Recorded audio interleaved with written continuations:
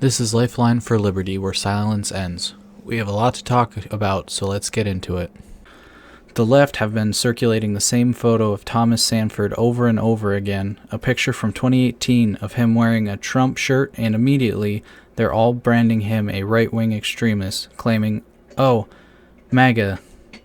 The defense right now, MAGA's silent, as this photo now proves definitely that he was one of theirs, another right-wing crazy committing an extremist act of violence under the banner of MAGA and Donald Trump. But of course this was utterly disingenuous. These clowns are rushing, making this political before we even know the facts. Or motive, when obviously it makes no sense. I mean, why would he be attacking a Mormon church under the MAGA banner? Seems quite counterintuitive. Just wait for the facts. Everything pointed to this being a personal vendetta, not some MAGA terror plot, and now, well, the left is totally exposed itself. Once again, is being utterly and disgustingly disingenuous and dishonest. The latest report is now confirming that this was, in fact, a targeted anti-Mormon. I wonder when we're going to start getting apologies from these utterly malicious and dishonest leftists, as if that's ever going to happen. But anyways, let's stick to the facts here. Let me show you guys exactly why this happened. Circulating all over the internet, where a Burton City Council candidate by the name of Chris Johns recalls having an interaction with the shooter just days prior to him committing this horrible atrocity. The statement that Mormons are the Antichrist, which is a shocking statement. And again, this is somebody you're just meeting for the first time. There was anger. I mean, it was a long-standing anger that I'm speculating, but what he did took planning. It also took real motivation and real anger to ultimately do what he did. And now John's in that. He said that there was nothing in that conversation besides some elevated language, some pointed language towards the LDS community here. He said nothing rose to the level where he felt he needed to report that conversation. Now, since this tragedy happened on Sunday, he has been in contact with the FBI and also with the Michigan State Police here. We want to wrap you up, Omar, to bring everyone up to speed on what's happened. 4 people are dead. 8 others are injured. Today, we saw a person in a red vehicle drive through this barricade on the other side here. You can see they've added these hardened barriers in place now after that happened. A man was arrested. Photos appear to show what looks like a long gun inside of the front seat of that vehicle. We know that person, a 21-year-old, is under arrest. Not sure just yet on the charges that he is facing. Investigators still working to determine this motive. We know ATF is bringing in a team of renowned specialists to work on this case. That church still being searched through, combed through by those investigators. We know that the FBI is continuing on in their investigation, and we do have it confirmed now that 3 improvised explosive devices were found here, Omar. There you have it. I mean, that is likely the motive, and an interaction with Chris Johns. He called Mormonism the Antichrist and grilled Johns on LDS doctrine, echoing what John described as standard anti-LDS talking points that float around social media.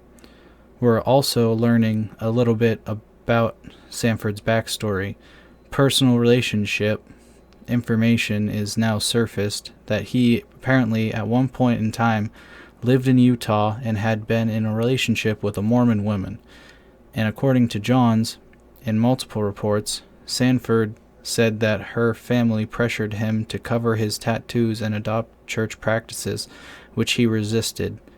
The Daily Beast framed it as a failed relationship that may have fueled this bitterness toward the LDS Church, and while law enforcement has yet confirmed how much that influenced his actions, well, I'd say the combination of the outspoken hostility and personal grievance, and now probably the central focus in terms of the possible motive. Caroline Leavitt also seem to confirm that that's what the FBI is thinking. Based on my conversations with the FBI director, all they know right now is this was an individual who hated people of the Mormon faith. And they are trying to understand more about this, how premeditated it was, how much planning went into it, whether he left a note. All of those questions have yet to be answered, but certainly will be answered by...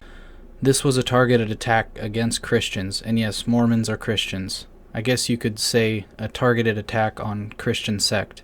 And yet again, here we go, dealing with the left and their utter dishonesty and narrative manipulation. They did the same thing. They did this post-Charlie Kirk shooting. They tried turning it on us, dishonestly, before there was even a shred of evidence. They were running memes, tweets, and edited photos to push this as a right-wing terrorist narrative. And it's funny because for years they've called us conspiracy theorists and misinformation artists, but here they are yet again exposed, doing exactly what they've accused us of doing. This is malicious dishonesty leftist playbook. Grabbing out of context photo, grab the voting record, some out of context scrap that you can find on the internet, and then scream MAGA terrorism, or just straight up invent things or Photoshop things like they did with Tyler Robinson. They do it every single time because they cannot admit the uncomfortable reality that their own side has a radicalization problem and has clearly normalized political violence. They're on the defense and they're acting in the most despicable manner possible. Instead of acknowledging the fact that they have a problem, they'd rather engage in this despicable whataboutism, but what they point to time and time again is a hoax from Jussie Smollett to this time and time again, hoax after hoax. Jussie Smollett staging his own hate crime, that was proof of MAGA terrorism all over the country. Let's not forget Bubba Wallace's garage news hoax, his constant phony stories of misrepresentations of MAGA attacks, these false equivalencies, disgusting, dishonest, malicious plays that collapse. The second the facts come out, and now here we go again.